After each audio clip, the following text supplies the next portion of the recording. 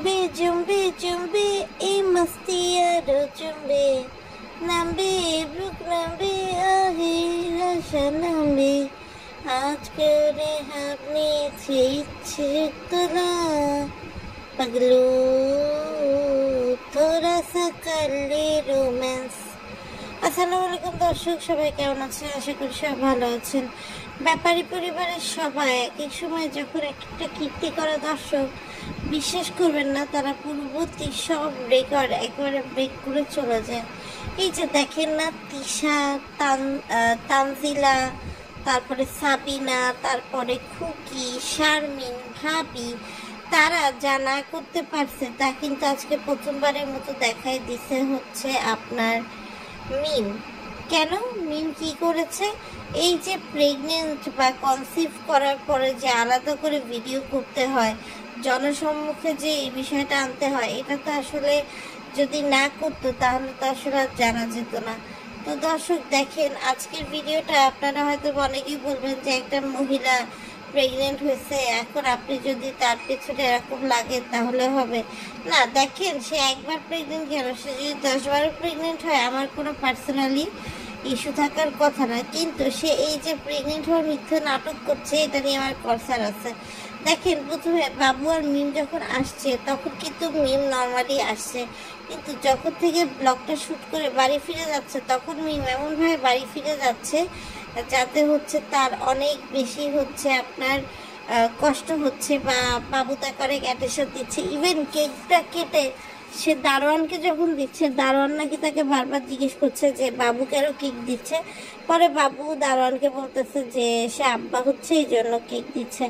দর্শক, তানজিলার আর সাকিবেও কিন্তু তাদের প্রেগনেন্সিটা লুকাচ্ছে। এখন কেন তানজিলা সাকিব তাদের প্রেগনেন্সি লুকাচ্ছে এই কথা আমার সঠিক জানা নেই, তবে এই কথাও সত্যি কথা দর্শক, যে দেখেন এই যে মিম প্রেগনেন্ট হওয়ার নাটক করছে, এটা কিন্তু আসলে মিথ্যা নাটক, নিছক অভিনয়। কেন একটা মেয়ে প্রেগনেন্ট হয়ে সে তার দুলাভাইকে তেলই দিতে বলতে পারে না, আবার হচ্ছে আপনার এই যে দর্শক দেখেন এই যে তার দুলাভাই তেলই দিতে নিয়ে যাওয়ার জন্য তাকে যেভাবে কোলে তুল, সেটাও কিন্তু আসলে কোনোভাবে অ্যাকসেপ্টেড না। শুধু তাও বাদ দিয়ে দর্শক, এই যে আপনার তারা রিসোর্টে গেল, সেই রিসোর্টে কিন্তু দর্শক দেখবেন যে হচ্ছে মিম স্লিপারের মধ্যে থেকে কি জোরে জোরে উপর থেকে নিচে সরাত সরাত করে সে হচ্ছে পার হয়ে আসছে। তো এর দ্বারা কিন্তু বোঝা যায় যে একটা প্রেগনেন্ট মহিলা কিন্তু আসলে নিজের মধ্যে দেখার জন্য হলেও খুব অল্প সময়ের জন্য হচ্ছে আপনার মানে এরকম ইয়ে করে। তো এখন দেখেন দর্শক, মানে সে স্লিপারে এই করলো, তারপরে হচ্ছে ঢাকায় এসে কাজ করলো, ওইখানে জমি কিনলো, সব কাজ করলো, এখন হঠাৎ করে সে প্রেগনেন্ট হয়ে গেল।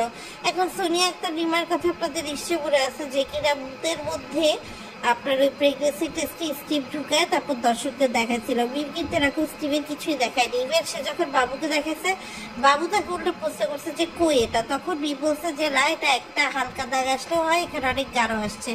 আরেকটা বিষয় দেখেন দর্শক, সবাই তো আসলে বাবুর পুরুষত্ব নিয়ে কমেন্ট করে। এই যে বাবুর বা বোন মিলে মিমের ফ্যামিলি সম্পর্কে এত কিছু কথা বলতেছে, বাবু যদি আসলে প্রকৃত পুরুষ হতো, বাবু কিন্তু এটার জন্য একটা স্ট্যান্ড দিত, এবং স্ট্যান্ড দিয়ে সে কিন্তু বলতো যে তার বাবুর কোথায় ভুল, তার বউ কোথায় ভুল। তা না করে বাবু কি করছে, বাবু হচ্ছে টুটায় টুটায়, তার মানে ওইদিকে আর নজর দেয়, সেই দিকেই ফোকাস করে আছে, কিন্তু ওইদিকে হচ্ছে সে গুটায় রাখছে।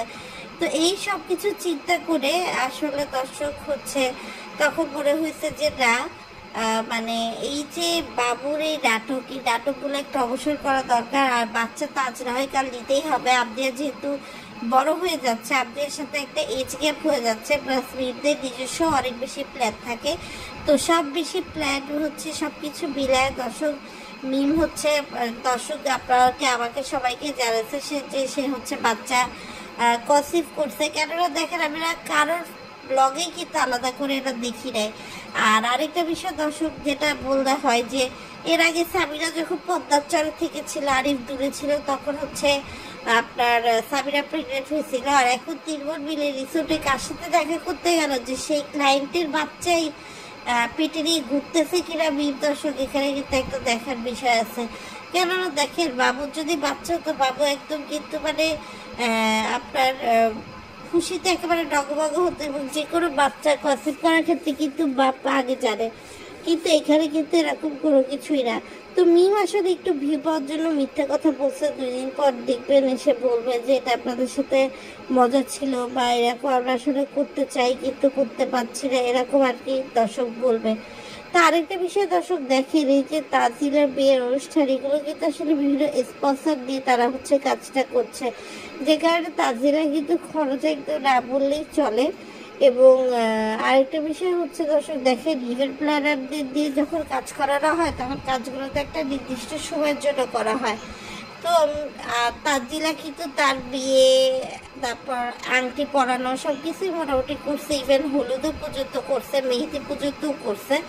তো এখন কিন্তু হচ্ছে তানজিলার শ্বশুর শাশুড়ি তানজিলার বাড়ি এসছে, তো সেটাও হচ্ছে এখন উল্টো হয়ে গেছে, যে তানজিলার শ্বশুর শাশুড়ি তারা কিন্তু হচ্ছে দর্শক মানে উল্টো কোথায় বের বাড়ির লোকজন বিয়ের পর মানে বের শ্বশুর বাড়ি যায়, এখানে উল্টো হয়ে গেছে যে তারা 14 গোষ্ঠী সহ ছিল, এবং তারাই পরবর্তীতে আবার নাস্তা পানি হচ্ছে এগুলো নিয়ে আসছে। এবং সেখানে কিন্তু তাজিরার যে শ্বশুর সে কিন্তু হচ্ছে ওখানে ছিল না, কেননা সে সবসময় কিন্তু নিজেকে এইসব ঝামেলা দ্বন্দ্ব এগুলো থেকে আসলে দূরে সরাতে চায়, সে আসলে এই ধরনের কোনো ঝামেলাতে পড়তে চায় না।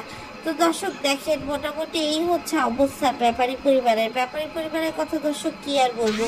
ঈশা তার ফ্যামিলিতে পারলে আরও 10 জন মানে এরকম কামলা খাটায়, যেমন কামলা সে হচ্ছে নিচে পারুল বেগমকে রেখে হচ্ছে আপনার নাজমা বেগমকে রেখে পারুল খালাকে দিয়ে যে কাজটা উঠায়, সেই কাজটা সে যদি নিজের জন্য পারলে করতে, এরকম একটা অবস্থা আসলে এখন হয়ে গেছে। আর এদিক দিয়ে দর্শক দেখেন, মিম এখন এই ডিক্লেয়ারটা দেওয়ার পর দেখবেন তিশা, বাপ্পি এদের একটা কমেন্ট ভিডিও আসতেছে, এদিক দিয়ে আবার আপনার সামিরার আসতেছে, মানে এইসব হচ্ছে দর্শক দেখেন, মানে এরা কিন্তু কমন জিনিসগুলো হচ্ছে আপনাদের সামনে তুলে ধরে। এবং অলরেডি কিন্তু সামিরা একটা ভিডিও দিচ্ছে যেখানে সে বলছে যে সে হচ্ছে অনেক খুশি হয়েছে এমন খবর পায়। তো আমরা এখানে বুঝতে পারছি যে সে আসলে দেখেন, এখানে একটা বিষয় হচ্ছে যে ব্যাপারী পরিবারে মানে অতীতে আমরা দেখছি যে একজন প্রেগনেন্ট হলে আরেকজনের প্রেগনেন্ট হওয়ার হিরিক হয়।